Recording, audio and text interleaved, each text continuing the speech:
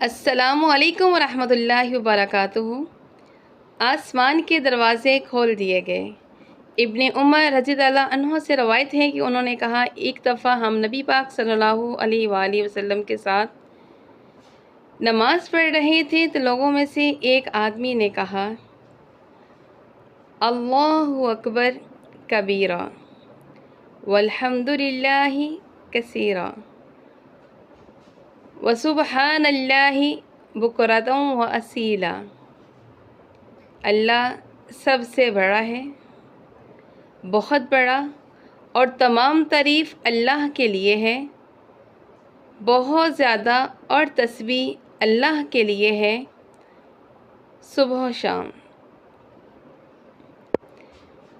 نبی پاک صلی اللہ علیہ وآلہ وسلم نے پوچھا، فلاں فلاں کلمہ کہنے والا کون ہے؟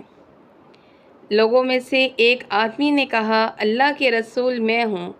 آپ صلی اللہ علیہ وآلہ وسلم نے فرمایا، مجھے ان پر بہت حیرت ہوئی، ان کے لیے آسمان کے دروازے کھول دیے گئے۔